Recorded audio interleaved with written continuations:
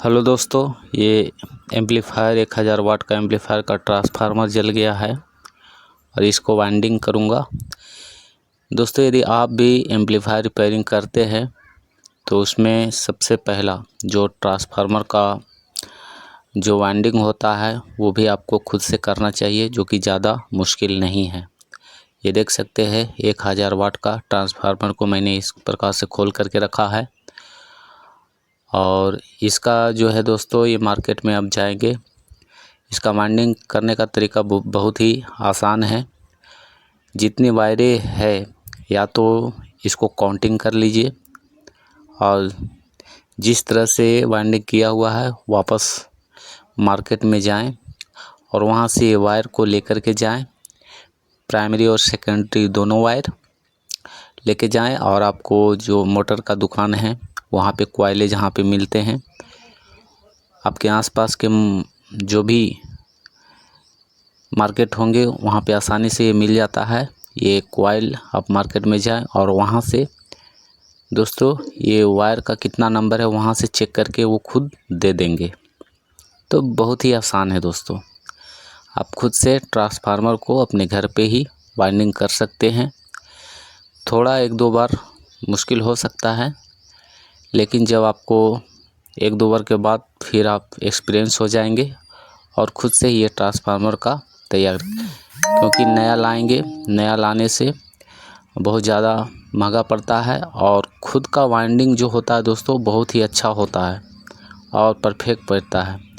या तो आप गिनती नहीं कर सकते हैं तो आप वायर को निकाल करके मार्केट में ले जाएं और जितना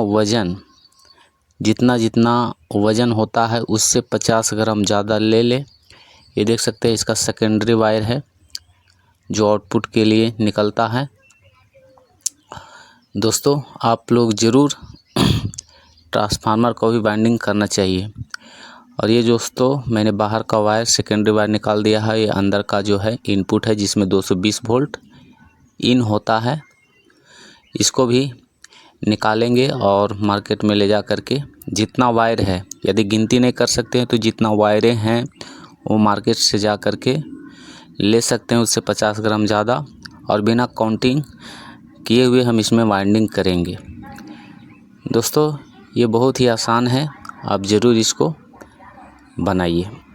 इसका वाइंडिंग जो डेटा होता है वो कुछ इस प्रकार से होता है जो मैं आपको बता दूंगा वीडियो में।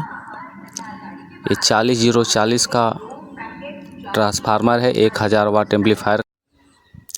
दोस्तों, यदि आप एम्पलीफायर रिपेयरिंग करें तो ज़रूर ये काम करें क्योंकि बहुत ज़्यादा ट्रांसफार्मर का भी शॉर्टिंग होता है और ट्रांसफार्मर का कभी हाई वोल्टेज या लो वोल्टेज शॉर्टिंग होने की वजह से हो जाता है, जिसके चलते एम्पलीफायर में ट्रांसफार्मर के चलते भी बहुत सारी समस्या का सामना करना पड़ता है। इसका वाइंडिंग डेटा ये है, किस प्रकार से वाइंडिंग डेटा करना है।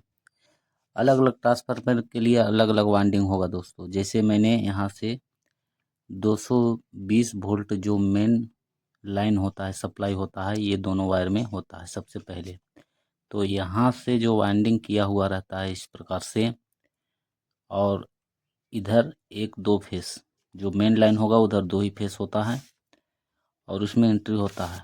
इधर हो सकता है बहुत तरह का वायरिंग हो सकता है सेकेंडरी में, और प्राइमरी से ज़्यादा मोटा वायरें होते हैं दोस्तों, जो आउटपुट के लिए हमारा पूरे एम्पलीफायर चलाने के लिए जो हमारा कनेक्शन होता है। तो इसका वाइंडिंग आपको गिनना है। जब भी एम्पलीफायर का ट्रांसफार्मर खोलते हैं आपको सबसे बेहतर यही रहेगा कि आपको गिनना है। और जितने पे मान लिया कि पहला यहाँ पे 3 टर्निंग होता है, देखिए एम्पलीफायर में 3 टर्निंग होता है, या किसी में 0-12 भी रहेगा तो 0-12 के लिए भी 2 तारे अलग से निकला हुआ रहता है। ये 0-12 दोस्तों जैसे बेस ट्रिबल बोर्ड और लाइट वगैरह जो होता है, एलईडी लेवल लाइट वगैरह, इस सब का कनेक्शन होता है। और जो स्पीकर का जो है रिले लगा हुआ रहता है उसके लिए यूज होता है दोस्तों।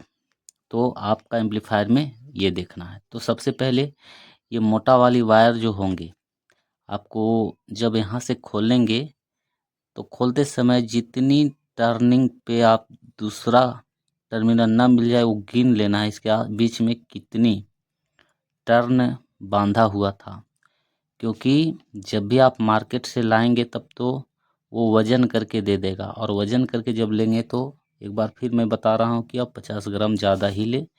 ये वाली वायर अलग देगा और ये वाली वायर अलग देगा। और उसके बाद फिर यहाँ से जब निकलेगा दोस्तों, ये मान लिया 40 हो गया, 40, फिर यहाँ 0 ले लीजिए और फिर यहाँ से जितनी वायरें यहाँ होगा, मान लिया यहाँ पे 80 वायर है ठीक है। तो यहाँ से फिर हमें 80 वायर ही लगेंगे, 80 टर्न ही लगेंगे और यहाँ से फिर आउटपुट होगा। तो ये हो गया 40 0 40। ठीक उसी प्रकार से यदि 0 12 का रहेगा दोस्तों तो पतली वायर होगा और इसका टर्निंग कितना होगा वो भी आप क्या करें गिन कर, ये 0 12 के लिए भी आप इस प्रकार से ट्रांसफार्मर का वाइंडिंग कर सकते हैं। बिल्कुल आसान है दोस्तों, ये ज़्यादा समस्या नहीं आएगा और मैं चाहता हूं कि आप खुद से एक दो बार ट्राई करेंगे, यकीन मानिए कि आप अच्छे से अच्छा ट्रांसफार्मर का वाइंडिंग करना सीख जाएंगे। तो दोस्तों मिलते हैं अगले वीडियो में, आप सब लोग को धन्यवाद।